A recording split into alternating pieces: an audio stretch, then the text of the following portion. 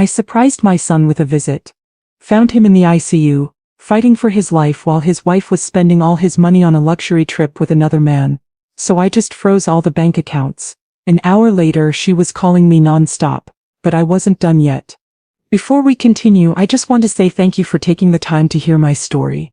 If you're comfortable, let me know where you're listening from, and what time it is where you are. Now let me tell you my story. The hum of the jet engines was a soothing, monotonous lullaby, a sound I had come to associate with the quiet satisfaction of a long and successful career.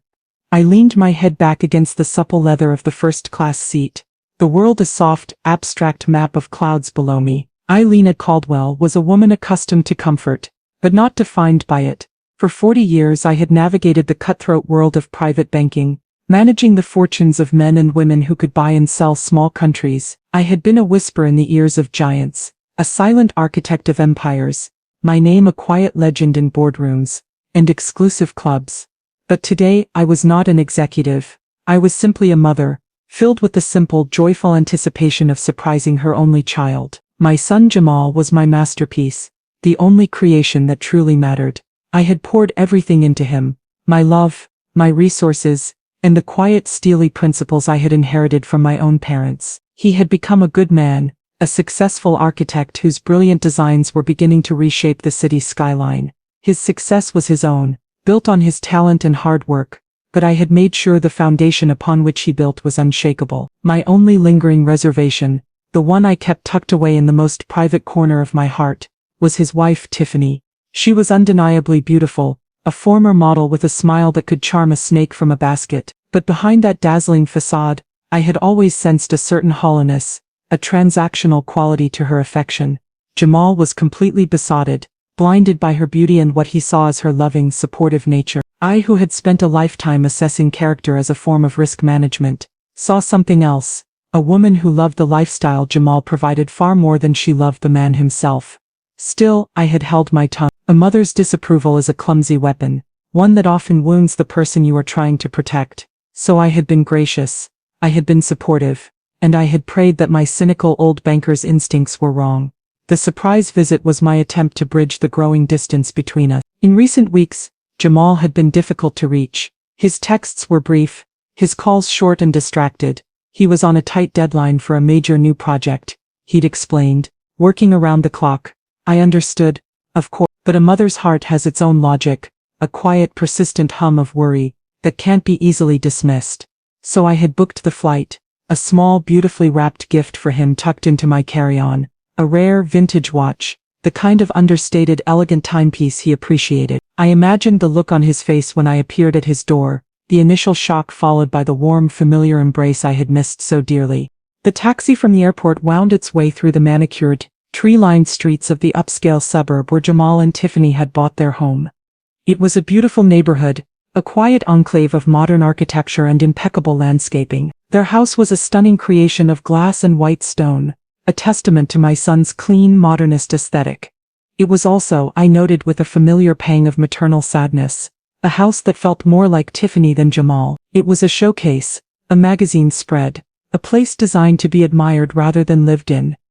As the taxi pulled up to the curb, a sense of unease began to prickle at the edges of my joyful anticipation. The house was completely dark, every window a black, vacant eye. Jamal's car, a practical but stylish sedan, was in the driveway, but Tiffany's flashy white sports car was gone. A stack of newspapers lay on the front porch, their plastic wrappers beaded with the morning dew. They had been there for at least a couple of days. I paid the driver and walked up the stone pathway, my heels clicking loudly in the unnerving silence. I rang the doorbell, the cheerful melodic chime echoing into the silent house. I waited. Nothing. I rang it again, a longer, more insistent press. The silence that answered was absolute. My heart, which had been light with excitement, now began a slow, heavy drumbeat of dread. This was not right. Jamal was a man of routine and responsibility. He would never leave newspapers to pile up, would never leave his house looking so utterly abandoned. I was about to reach for my phone when I heard a voice call my name. Mrs. Caldwell? I turned to see a woman in a jogging suit walking tentatively across the perfectly manicured lawn from the house next door. It was their neighbor, a kind woman I had met once or twice. Her face was etched with a look of profound, pitying sadness. I thought that was you, she said, her voice soft. I'm so sorry, we heard about the accident. The world seemed to tilt on its axis. Accident. I repeated, the word a foreign nonsensical sound. What accident? The woman's eyes filled with tears. The car crash, she said, her voice cracking. 2 nights ago, it was on the news. They said it was very bad. An ambulance took him away. Oh, you poor dear, you didn't know. Her words were a physical blow, knocking the air from my lungs, leaving me gasping in the sudden terrible vacuum of understanding. While I had been sitting on a plane, dreaming of a happy reunion, my son had been in a wreck. The neighbor continued, her voice a low murmur of sympathy and neighborhood gossip. She talked about the sound of the sirens, the flashing lights, the grim-faced paramedics, and then she said something that cut through the fog of my shock and horror, something that registered with the cold, sharp clarity of an alarm bell. His wife, Tiffany, she said, her voice dropping conspiratorially. She seemed so upset that first night, but the very next morning, yesterday morning, I saw her leaving. She had 3 large suitcases. A different man was with her. They left in his car.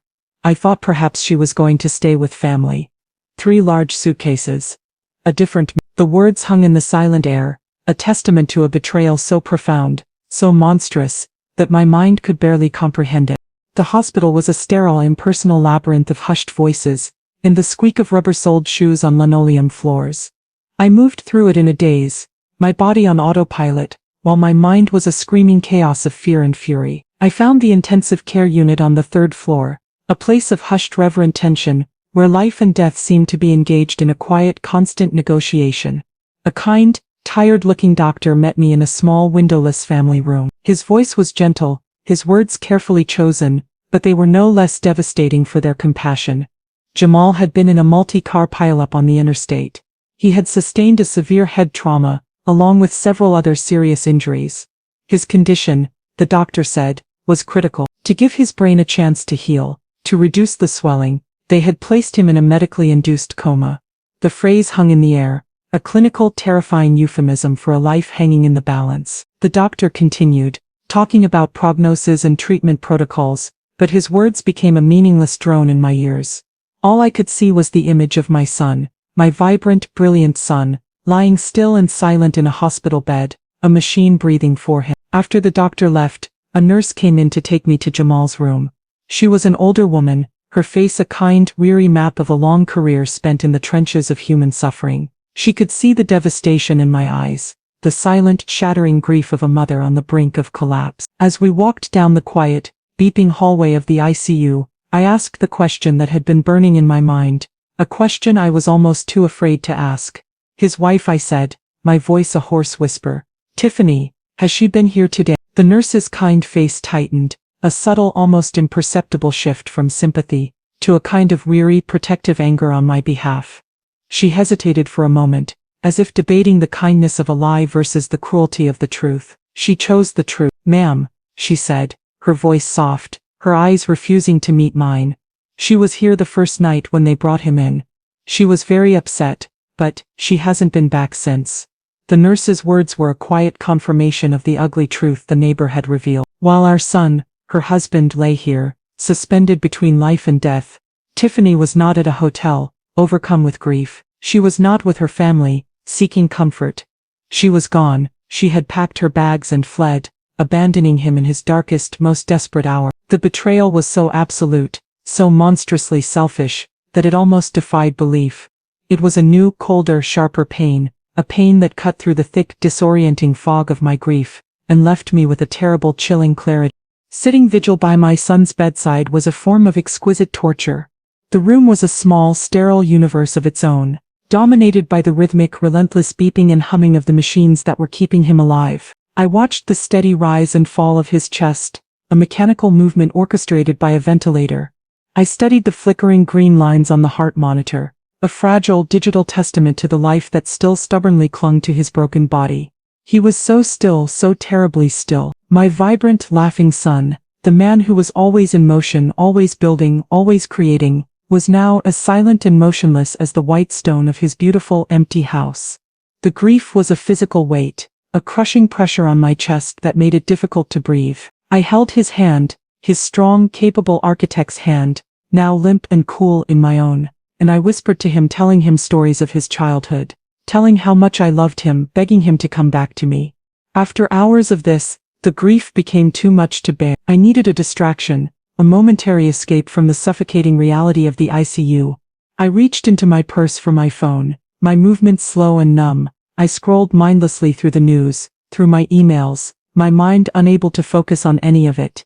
It was all just a meaningless jumble of words. Then, with a kind of morbid, self-destructive curiosity, I opened my social media app. I rarely used it, finding the constant performance of happiness exhausting. But I was desperate for anything to pull my mind away from the beeping of the machines. And that's when I saw Tiffany's profile picture, a radiant, smiling image of her and Jamal on their wedding day, popped up at the top of my feed, and underneath it, a series of new posts, all from the last 24 hours.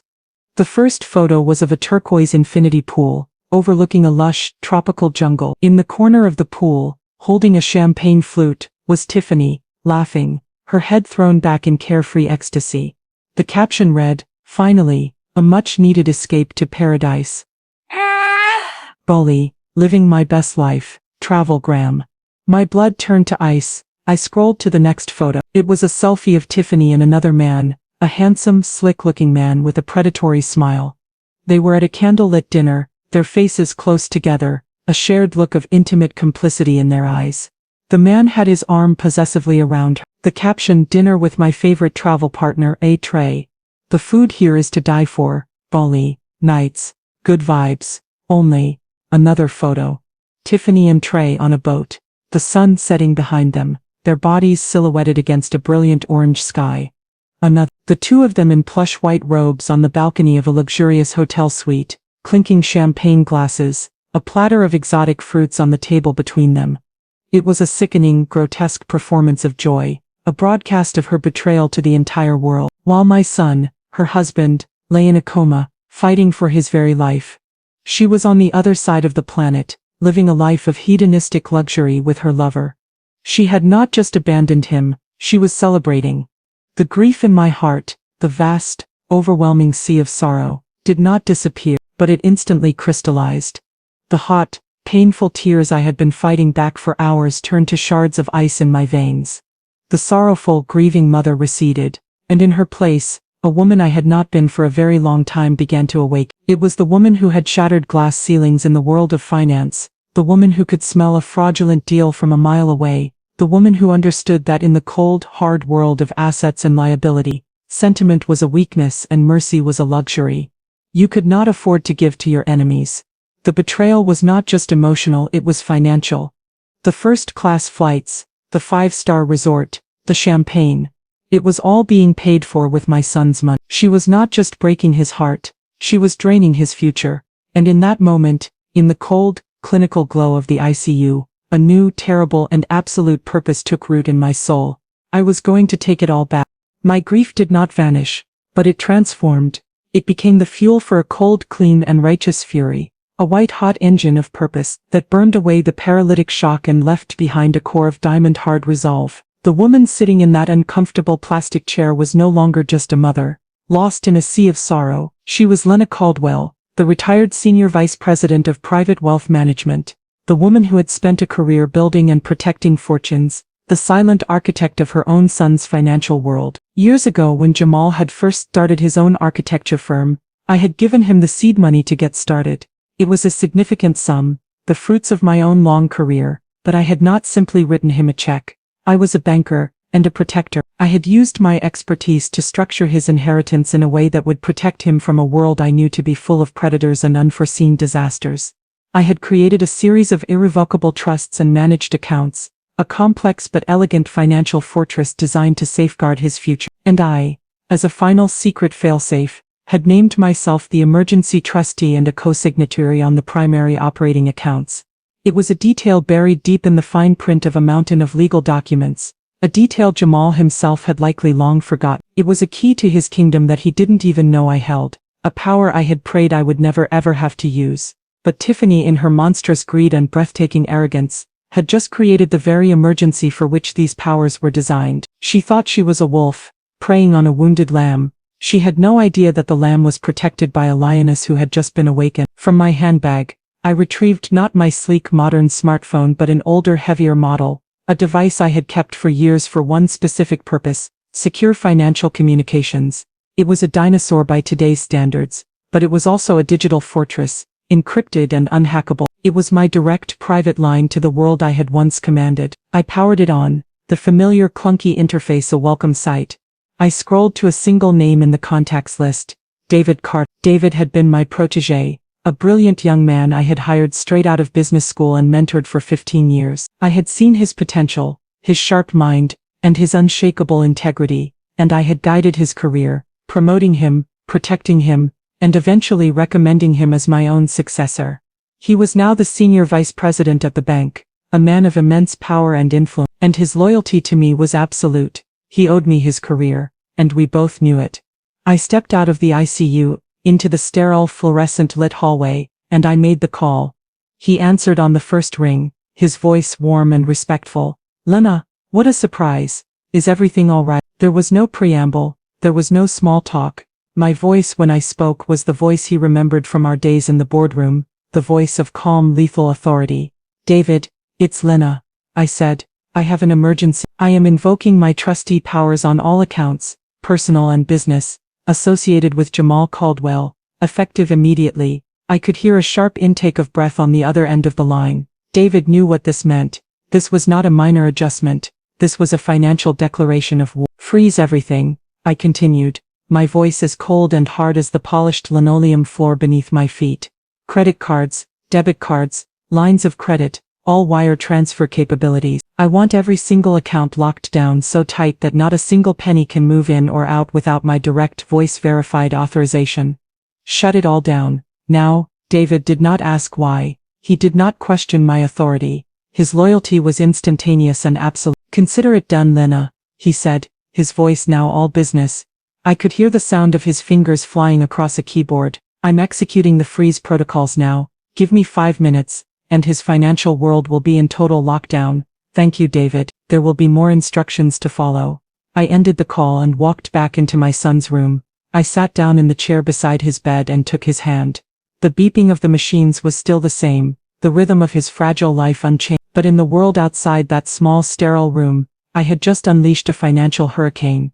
I had just fired the first shot in a war that Tiffany Caldwell had no idea she was about to lose. The first sign that the hurricane had made landfall came exactly 1 hour later. My personal phone, the one Tiffany had the number for, began to ring. I looked at the screen. Her smiling, treacherous face looked up at me from the caller ID. I let it ring until it went to voicemail. I was not ready to speak to her. I was not interested in her lies or her excuses. My actions would be my only communication. A minute later the phone buzzed with a text message. It was from her. "Hey, weirdest thing, the hotel card was just declined. Must be a glitch. Can you transfer some money to my personal card?" I read the message and a small cold smile touched my lips. It was not a glitch. It was a consequence. I deleted the message without replying. 10 minutes later my phone rang again.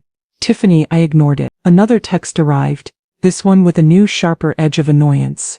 "Lena, I'm serious, the card for the restaurant was declined too. This is embarrassing. What's going on with the bank?" I imagined the scene in Bali. Tiffany and her lover Trey, sitting in a Michelin-starred restaurant, surrounded by wealthy tourists, their romantic dinner coming to a humiliating end. I imagined the looks on their faces, the confusion turning to anger, the first crack in their perfect stolen paradise. The image brought me a grim, satisfying pleasure. I deleted the second message. For the next hour, a steady, increasingly frantic barrage of calls and texts flooded my phone. The calls came one after another, a relentless, desperate assault. I let each one go to voicemail. The texts became a running monologue of her dawning horror, a real-time diary of a predator realizing the trap has been sprung. "Okay, this isn't funny anymore. None of the cards are working. We can't pay for dinner.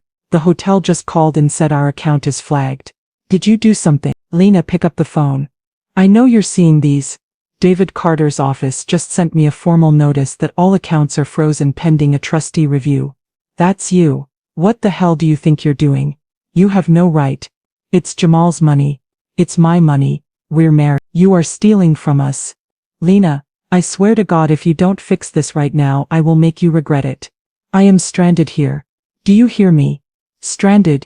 I read each message with a cold, detached calm, my gaze never wavering from the steady, rhythmic green line of my son's heart monitor. Her panic, her fury, her empty threats, they were nothing to me. They were the meaningless squeals of a rat caught in a trap. Her words confirmed what I already knew. She felt no guilt, no remorse, no concern for her husband. Her only concern was for the money. The fact that her husband was lying in a coma, fighting for his life, was a complete non-issue. Her only tragedy was that her access to his bank account had been cut off. This knowledge hardened my resolve, turning it from steel into granite. I was not just right to do this, I had a moral obligation to do it. I was protecting my son not just from a thief, but from a sociopath. I was not just freezing his assets, I was fumigating his life. I silenced my phone, the constant buzzing a distraction from my true purpose. I turned my full attention back to Jamal. The war for his money was already won. The war for his life, and for his future, had just begun. And I was not done yet. Freezing the accounts was only a defensive move, a financial tourniquet to stop the bleeding. It was a necessary first step, but it was not a solution. Now, with the immediate threat contained, it was time to go on the offensive.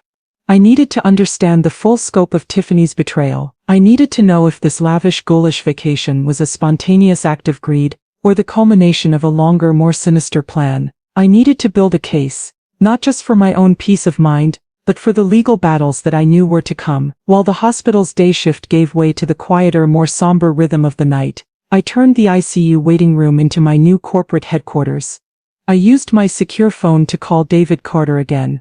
"David," I said, my voice low and steady, "the freeze was successful. Now I need more. I need a full, emergency audit of every single one of Jamal's accounts for the past year. I want to see every transaction, every credit card statement, every wire transfer. I want to know where every single penny has gone." "A full audit will take time, Lena," he said, his voice filled with a professional caution. "It could take weeks to compile that kind of data."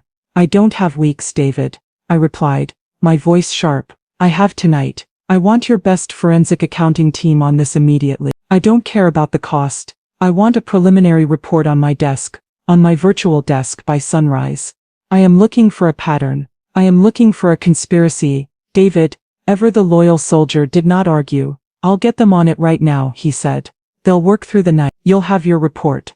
For the next several hours I sat by Jamal's bedside, the sterile rhythmic beeping of the ICU, a strange counterpoint to the silent, furious work being done on my behalf miles away. As the first pale, gray light of dawn began to filter through the hospital window, a new email arrived on my secure phone. It was from David.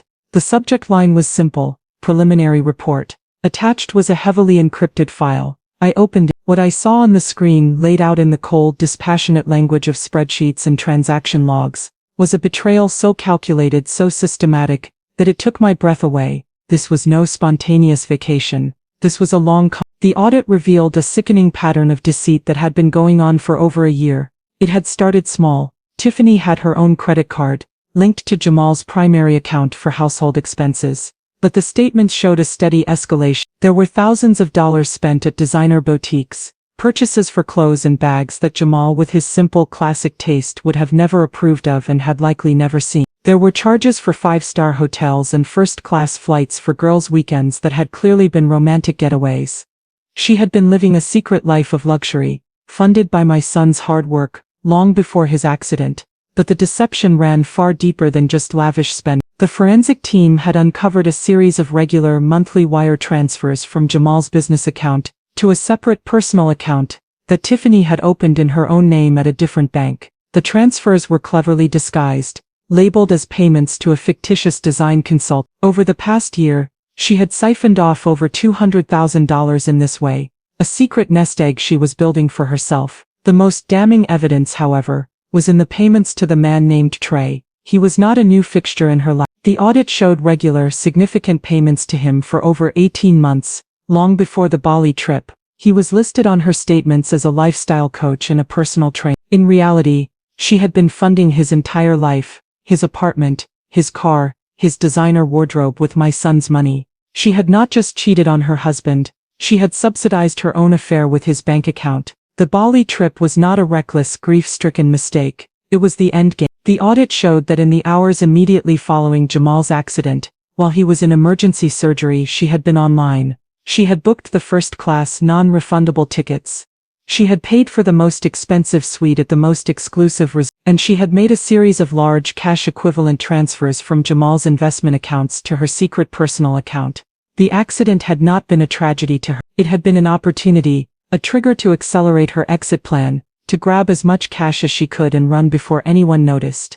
I stared at the screen, at the cold, hard proof of her long-term treachery, and the last vestiges of my grief were burned away by the white-hot fire of my rage. This was not a misguided wife, this was a predator, and I was going to hunt her down. The forensic audit, as devastating as it was, had provided me with more than just proof of Tiffany's treachery. It had given me a weapon. A predator, no matter how cunning, always leaves a trail, and in her haste to liquidate my son's assets, Tiffany had made a crucial, arrogant mistake. She believed she had unlimited time, that Jamal's incapacitation had given her a free hand to do as she pleased. She had no idea that the architect of his financial world was watching her every move. The audit, in its meticulous detail, had uncovered her biggest vulnerability, her financial Achilles heel. Tucked away in the transaction logs for the previous month was a massive wire transfer, a down payment of $150,000 to a high-end real estate brokerage. With a clear strategy in place, I began to issue my commands. My communication with David Carter became a steady stream of precise, surgical instructions. I was no longer just a grieving mother, I was the CEO of my own righteous two-person corporation, and its sole business was the systematic dismantling of Tiffany Caldwell's life. My first order was to the bank's legal department. David, I said, my voice cold and clear over the secure line, I want you to draft 2 letters.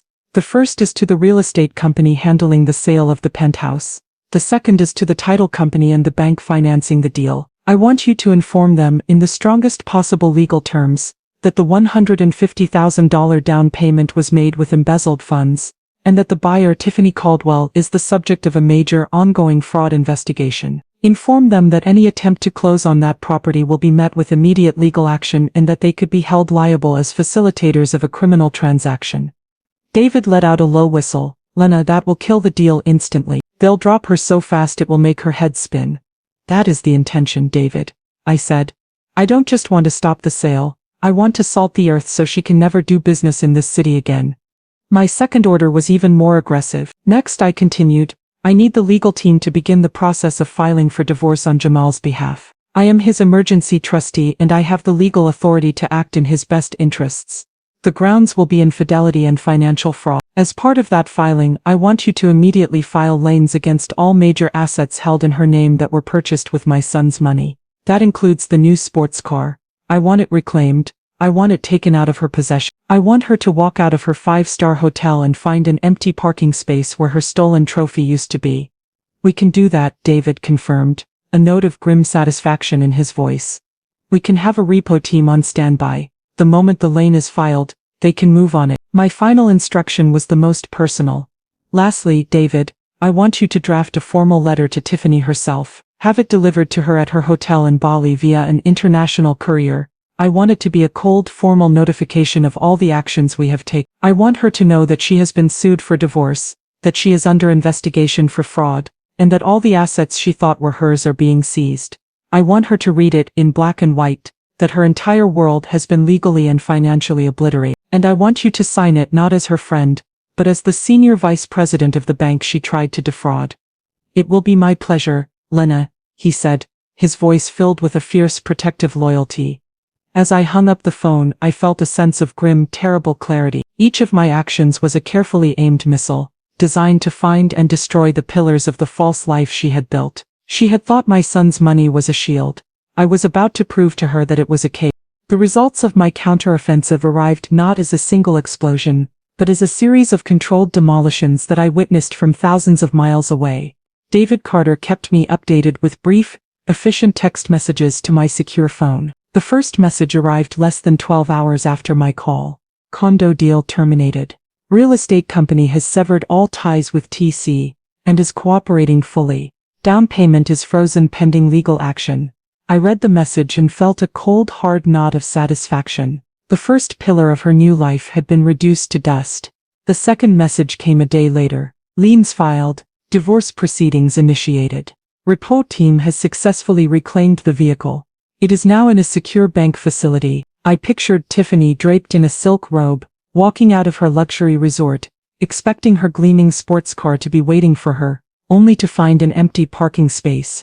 The image was so vivid, so perfectly just, that I allowed myself a small, grim smile. The final confirmation that my plan had been a complete success came not from David, but from Tiffany herself.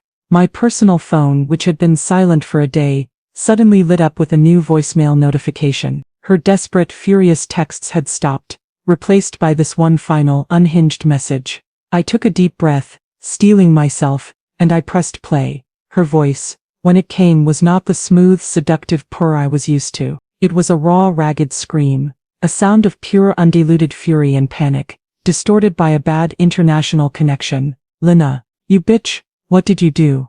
I am being kicked out of my hotel. They say my credit is frozen. My credit. The real estate lawyer just called me, screaming about a lawsuit. They took my car. My car. You did this, you have ruined my life. You are a vindictive old hag, and I will make you pay for this. Do you hear me? I will destroy you." The message continued, in this vein for another full minute, a torrent of threats, insults and hysterical, self-pitying sobs. It was the sound of a cornered animal, a predator who had suddenly, shockingly, found herself the prey.